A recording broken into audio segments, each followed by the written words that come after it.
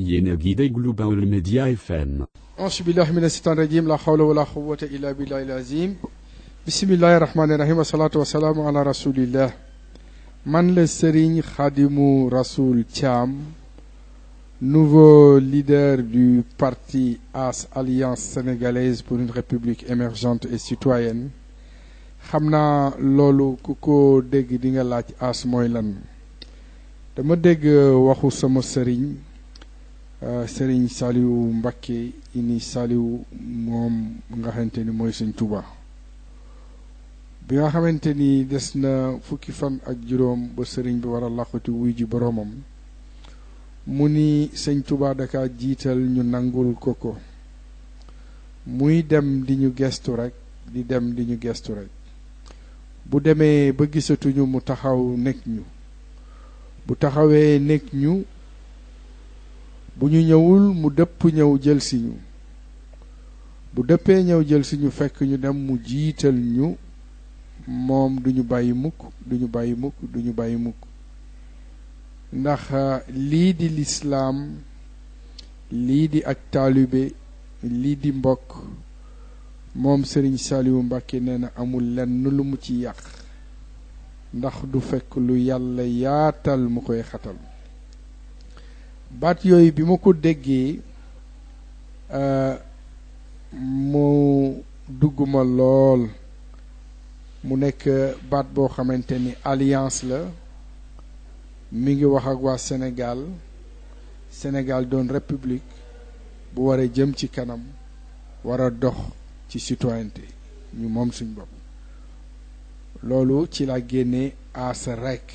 alliance sénégalaise pour une république émergente et citoyenne ndax man de yi dama bokk ci ñi gëm ñi yàlla képp lañu war a topp yàlla képp moo fi war a nekk moo fi nekkoon te mosu fee jóg ndax dafa am wax joo xamante ni maanaam mu dugg ma lool mooy li yàlla wax ñëpp mën na noo yàqule ba mu des ñi xam mu ni même ñi xam mën na noo yàqule ba mu des ñi xam di jëf mu ni même ñi xam di jëf mën na noo yàqule ba mu des ñi xam di jëf teg seen tànk ci dëgg mu ni même ñi xam di jëf teg seen tànk ci dëgg mën na noo yàqule ba mu des ñi xam di jëf teg seen tànk ci dëgg bu ànd ak sell même ñi xam di jëf teg seen tànk ci dëgg bu ànd ak sell mën na noo yàqule ba mu des ñi xam di jëf teg seen tànk ci dëgg bu ànd ak sell bu ñu teewlu kon teewlu googu ci la ñu war a sax ñun ñëpp pour jëriñ askan wi jëriñ suñ bopp ci lislaam jëriñ lislaam tey nag mu nekk bis boo xamante ni dama jóge tournée ànd ak waa parti AS ànd ak ay ñoo xamante ni ay commerçant lañu ñi ay baykat lañu ci diggante Daara Linguère ba ni ñu duggee maanaam Jolof ak Saloum dem nañ ba dëkku Serigne Cheikh Say ibnu Serigne Souhaïbou Mbacké ndax man de yi politique ni ma ko jàppee bu ma sañoon ñëpp jàppe noonu politique ndax man duma politicien ndax politicien mooy ku jël politique def ko métier man politique la un politique ak un politicien du benn un politicien mooy kuy jël métier politique un politique mooy kuy jël politique comme une mission taxaw ci dox ci wax ci pour jëriñ askan wi ni ma ko baaxoo def rek tey bi nga xamante ni FMI attaqué woon na Sénégal ba kenn joxewul réponse dama accepté woon taxaw rajo Sénégal International bind pour défendre Sénégal ndax rapport ba moo xamante ni FMI génne woon nañ ko di jël Sénégal classé ko 25e pays les plus pauvres de la planète derrière la Gambie ma déglu ñi nga xamante ni ñoom la fi askan wi teg ñu war a càmbar loolu tontu waa ONU waa FMI biñ ma toogee ci semaine boobu ci la accepté invitation valeur ajoutée émission valeur ajoutée ñaari journaliste seqoon ma Abou Diakko ak Khady Fall Coulibaly bi nga xamante ni laaj nañ ma lan moo tax FMI wax ni Sénégal mi ngi derrière la Gambie ma ni leen loolu du réalité canular la ndax rapport bi nga xamante ni FMI def na ko ñoo ngi ko basé ci la notion de moyenne projetée léegi nag ci la taxaw wane ni la notion de moyenne nekkul un indicateur boo xamante ni mën nañ ci sukkandiku statistiquement wala économiquement pour joxe des analyses objectives ma jël rek comme exemple ñetti notes 1 12 20 moom laa jëloon bi may joxe explication yi ni leen par rapport à des calculs statistiques et de probabilité c'est une playlist de 3 notes donc ça fait factoriel 3 mu nekk 3 fois 2 6 positions possibles ndax boo amee 1 12 20 mën nga ko bindaat 1 20 12 mën nga ko bindaat 12 1 20 mën nga ko bindaat 12 20 1 mën nga ko bindaat 20 1 12 mën nga ko bindaat 20 12 1 mooy 6 positions possibles yooyu nga xamante ni maanaam am nañ ko ci ñetti net yooyu mais boo leen xoolee tey fi mu nekk nii ñu def représentation ñetti net yooyu ci lu tubaab di wax maanaam ab courbe ci ngay xool ni dañoo commencé ci benn dem ci fukk ak ñaar dem ci ñaar fukk loolu day ci xel mu ànd ak dal danañ xam ni 1 12 20 ku ko am say mbir day yéeg ku am 20 12 1 say mbir day daanu donc dans le premier cas tubaab mi ngi koy tudde progression en exponentielle dans le deuxième cas tubaab mi ngi koy tudde chute libre ça fait une hyperbole inversée mais boo calculer moyenne li ma joxe 1 12 20 mu nekk 33 divisé par 3 ça fait 11 de moyenne boo jëlee 20 12 1 nga calculer ko muy 33 nga diviser ko mu nekk 11 de moyenne mais boo xoolee fi mu nekk nii bii day yéeg bii day daanu te ñoom ñaar ñëpp ñoo bokk moyenne ci la sukkandiku pour wax ni FMI li ñu wax maanaam ay naxasaay la canular la hérésie la amul benn ci loo xamante ni mën nañ ci sukkandiku pour wax ni Gambie moo raw Sénégal te boo leen xoolee tey fi mu nekk nii bu leen def une analyse en recette en économie en dividende nga xool pooru Dakar rek la fay génn ci recette par rapport ak toute l'économie nationale de la Gambie ci ngay xam ni tey fi mu nekk nii FMI li ñu wax maanaam ay caaxaan la donc économie pooru Dakar ëpp na 5 fois économie nationale maanaam de la Gambie kon man xaaruma benn yoon pour défendre couleuru Sénégal ndax Sénégal ci la bokk gëm sama réew gëm sama askan gëm ni réew mi bu ñu lëkkaloo li nga xam mooy suñ doole danañ dem fexe nag ba xeex ñi nga xamante ni lu ñu am ci biir Sénégal ñu bëgg ko foqarti maanaam suñuy loxo yooyu xam naa ni am na yeneen émission yoo xamante ni dinaa ko gën a leeral muy li ñuy wax néocolonialisme économique bi nga xamante ni mooy cancériser mooy yàq suñu économie réew donc politique ni moo ko gisee mooy ñun ñëpp dañu war a dugal suñu loxo ci mbir mi def ci suñu alal def ci suñu temps def ci suñu xam-xam looloo waral may def tournée yi yëpp pour sentir li nga xamante ni maanaam bu ma demee dans la proximité dugg ci gox-goxaan yi dugg ci village yi paysans yi sénégalais yi dinañ ma gis xam ni Serigne Khadim Rasoul li ko ñor mooy liggéey Sénégal li moo waral ma jam sama tournée dem Ourossogui Ouro Halfa Thiembé Hamdalaye Hawore foofu yëpp jaar naa fa ñu ni ma fi yëpp le président Macky Sall bi muy def campagne jaar na fi man nag 10 jours yi maa ngi woon ci zone Daara Jolof Linguère dëkku ministre Aly Ngouille Ndiaye ba ma demee maanaam waa Linguère teral nañ ma continuer gis naa fa ay travaux de route yoo xamante ni maanaam commencé nañ ko gis naa 11 kilomètres yi nga xamante ni maanaam diggante Daara Jolof ak Linguère pour maanaam rejoindre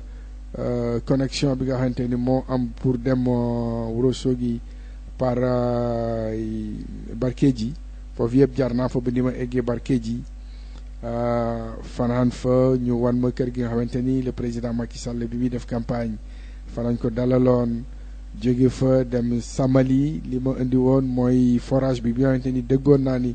lu mat 8 mois ngi nii amuñu ndox mais bañ fa jaaree maanaam yàlla def na sutura ma waxtaan ak sama mbokki baykat yi ñi nga xamante ni maanaam ci suuf gannaaw ba ñu yaakaaree yàlla ak yonent bi ak seeni sëriñ ci suuf si lañ yaakaar ak ndox mi pour dundal seen njaboot. tey bi ma demee comme li ñuy wax maanaam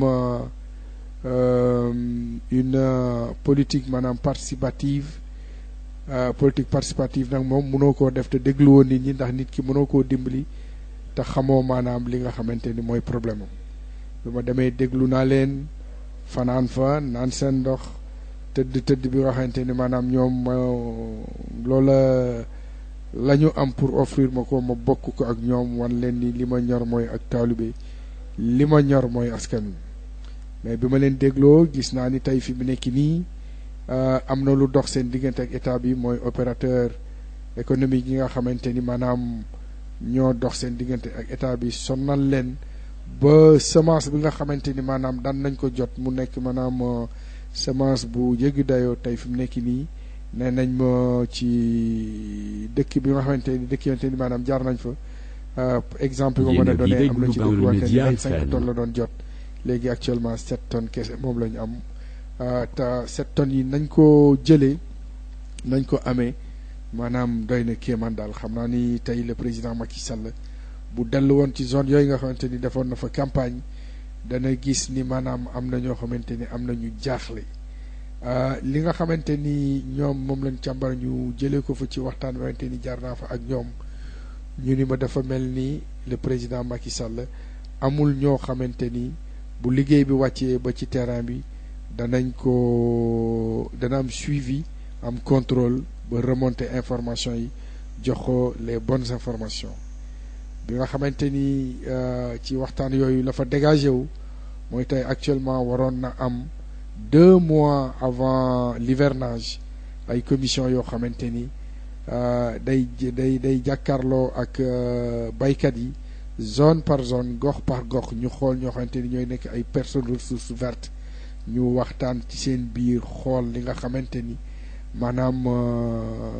warloon nañ ko ak baykat yi nga xamante ni ñoom buñ ci jàppee réew mi dana dox li ci gën a yéeme tey fi mu nekk nii xam naa ni le président Macky Sall bu ko déggee yaramam maanaam dana ci daw daal ndax boo xoolee tey paysans yoo xamante ni seen doole matewu ko te ba pare ils ont un comportement citoyen di fay seeni lempo wan ma fay perception yoo xamante ni jox nañ leen ko ñuy fay ils étaient fiers de me montrer que ni ñoom li leen état bi di sas ñoo ngi ciy taxaw kon état bi ci boppam aussi war na leen delloo njukkal taxaw ci li nga xamante ni ñoom buñ ko defee maanaam réew mi dana jëm kanam di fàttali askan wi nii am na lu doomi Serigne Touba waxoon Senghor mu ni ko boo bëggee réew mi dox na nga fexe ba waa taax yi ñee waa kaw gi mais actuellement li nga xamante ni mën naa ko remonter comme information baykat yi nekkuñu ci position boo xamante ni actuellement waa taax yi dana leen ñee ndax ci coono lañ nekk dem na tey fekkee maanaam déluge boo xamante ne am na maanaam diggante Barkedji ak Samali dëkku Serigne Cheikh Sey bu Serigne Souhaïbou bu Mbacké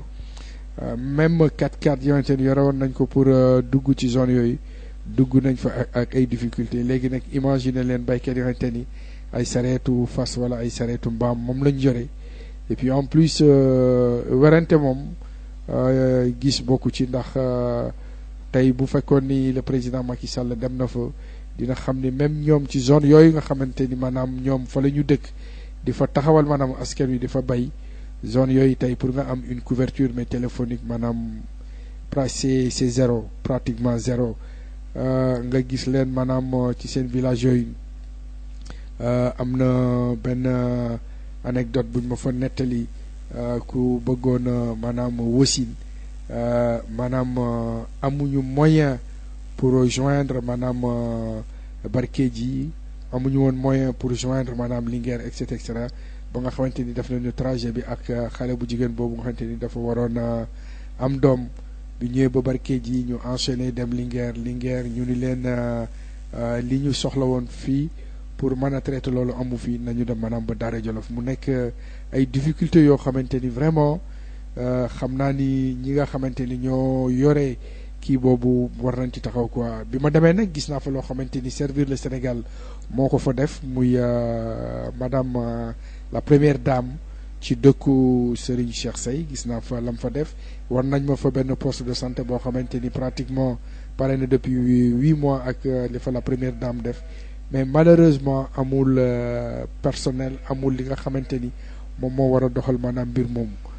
les infrastructures sont là mais le capital humain est inexistant et le matériel aussi pour l'accompagnement de certaines pratiques dans cette zone-là am na ci loo xamante ni aussi maanaam lu yéeme la bi ma demee gis naa garab yi nga xamante ni ñoo ngi produire maanaam dakande ci zone boobu nga xamante ni tey fi mu nekk nii mënoon nañ fa jéem a implanter des usines yu defar tàngal yu defar pastilles parce que techniquement ci loolu la ñu soxla pour defar maanaam yooyu mën nañ fa def ay produits maanaam pharmaceutiques yoo xamante ni maanaam ci dakande ci lay bàyyeekoo et puis mais tout de suite ma xool ni aussi li nga xamante ni gis naa ko dans ces zones là bi may def sama tournée maanaam malienne ba traverser tout le Mali ba egsi maanaam Bamako ma gis ni maanaam garabu karité yi ni ñu bëree foofu et cetera ma ni nag fi mu nekk nii dans les spécifications mais agricoles loolu mënoon nañ ci jàppale aussi maanaam suñu baykat yi nga xamante ni ñoom ñoo nekk fii ci àll bi nga xamante ni gis naa fi maanaam garabu dakanda yi mu nekk loo xamante ni dana améliorer maanaam seen possibilité maanaam de ressources dana fixer seen doom yi dans ces villages là looloo tax projet bi nga xamante ni maa ngi koy lancé partout muy le projet 200 villages 200 milliards tey fi mu nekk nii bi mu duggee ci àll bi gis naa ne maanaam c'est une réalité boo xamante ni bu ñu ko defee réew mi maanaam dana jëm ca kanam le plan Sénégal émergent dans ses fortifications bu intégré woon maanaam programme boobu maanaam li ñu bëgg danañ ko am avant 2035 parce que échéance yi nga xamante ni yeneen dëkk yi fixé nañ ko seen bopp muy le plan Gabon émergent muy le plan Haïti émergent le plan Madagascar émergent tous ces plans là ñoo ngi fixé wu entre 2020 et 2025 te ñun France am nañu capital humain boo xamante ni am nañu ressources yoo xamante ni fii ci dëkk bi buñ ci concentré woo lëkkaloo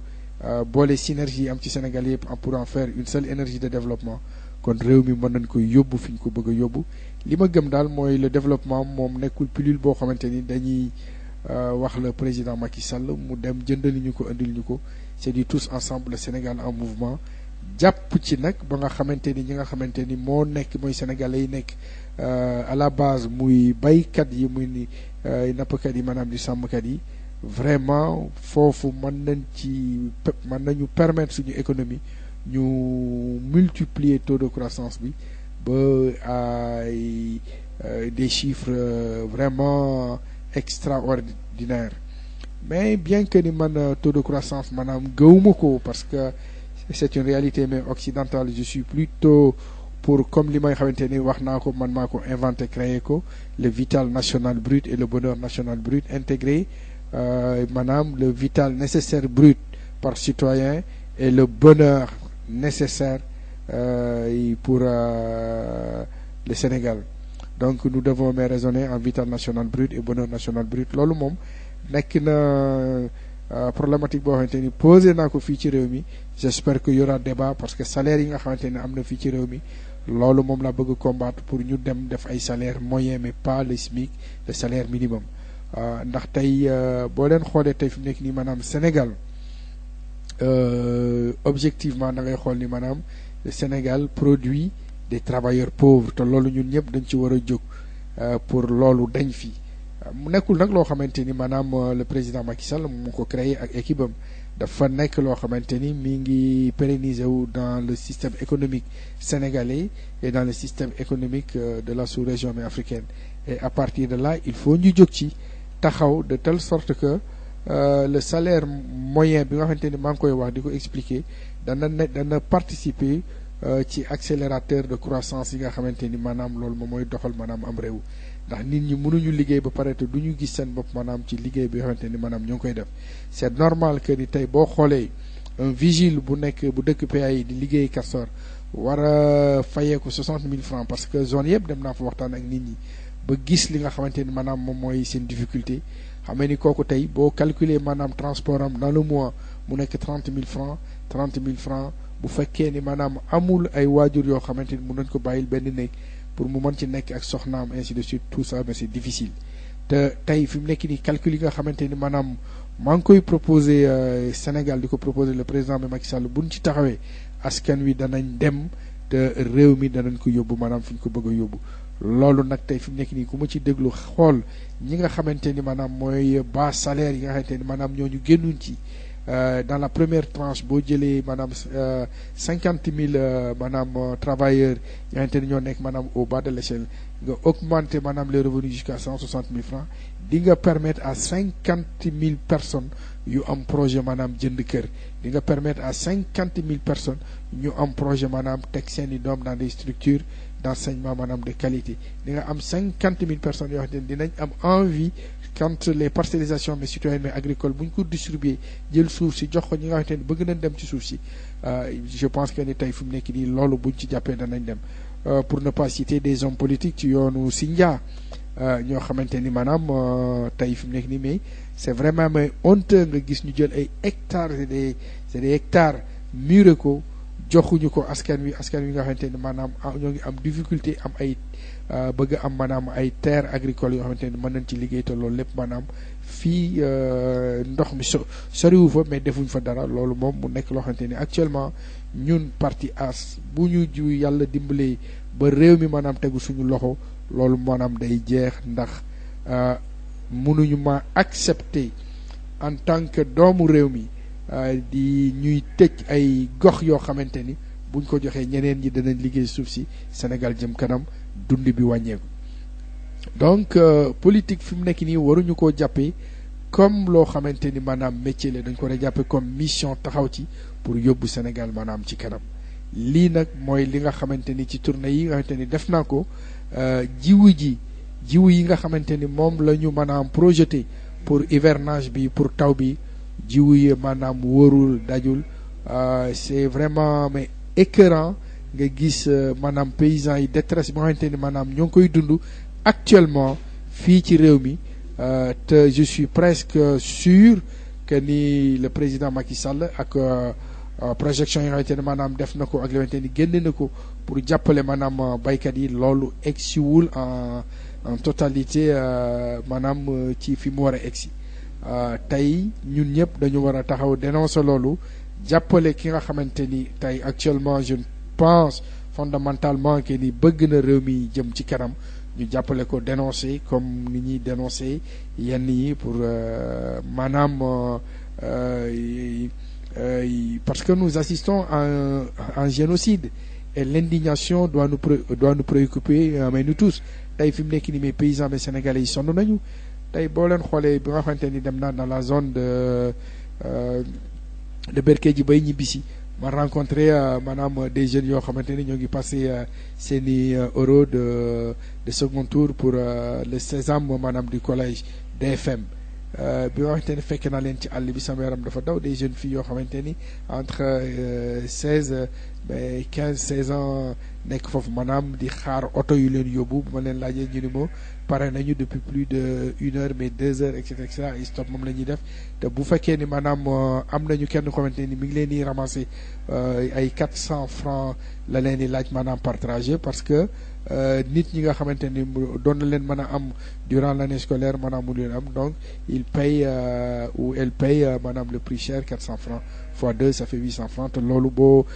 dans les zones mais reculées baykat yi maanaam amuñ ko tal nañ leneen donc de telle sorte que loolu je pense que ni tey fi mu nekk nii actuellement le président Macky Sall war na ci taxaw sur le terrain am na loo xamante ni fi mu nekk nii waroon nañ ko yombal suñu doom yi nga xamante ni ñoo ngi passé ji maanaam seen brevet maanaam des collèges ñu tuddee ko DFM fii maanaam ci Sénégal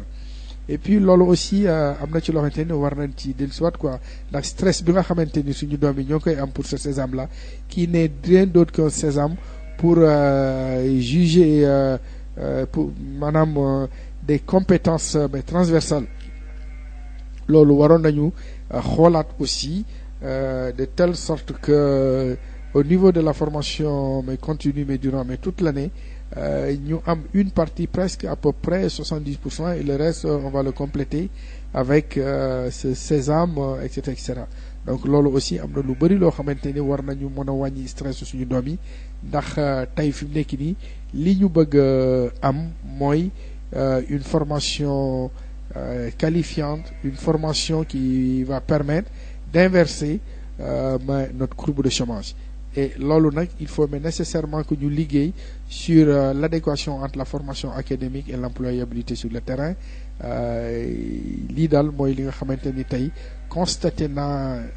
éléments yu mel nii maanaam sur le terrain ak paysans ak baykatu sénégalais yi tey fii ci zone yi nga xamante ne maanaam visité naa ko et di remercier képp koo xamante ni maanaam dégg nga sama kàddu di xam ni ñun maanaam li ñu intéressé ñun waa ASREC Alliance sénégalaise pour une république émergente et citoyenne mooy liy doxal Sénégal du ñu xaar kenn nag ci maanaam jël suñuy effort jël suñu énergie jël suñu xam-xam dugal ko maanaam ci àll bi ba suñu mbokku baykat yi maanaam gis seen bopp maanaam fii ci Sénégal ndax loolu moo ñu war ñun ñëpp. mbokk yeeg xarit yi nga xamante ni yéenay bàyyi xel Baol Média International ñoo ngi leen di jaajëfal ci kóolute kóolute gi nga xamante ni boobu ba tey yéen a ngi ceeg ànd ak ñun ñu koy rafetlu bu baax a baax man ngeen ñu déglu ci www.baolmedia.com ba bokk ngeen jaar ci Skype su fekkee ne da ngeen a bëgg a jokkoo ak ñun muy Baol Média wala bokk ngeen def 30 103 78 94 30 103 78 94 mbokk yi jaa ngeen jëf ñoo ngi leen di ñaanal jàmm.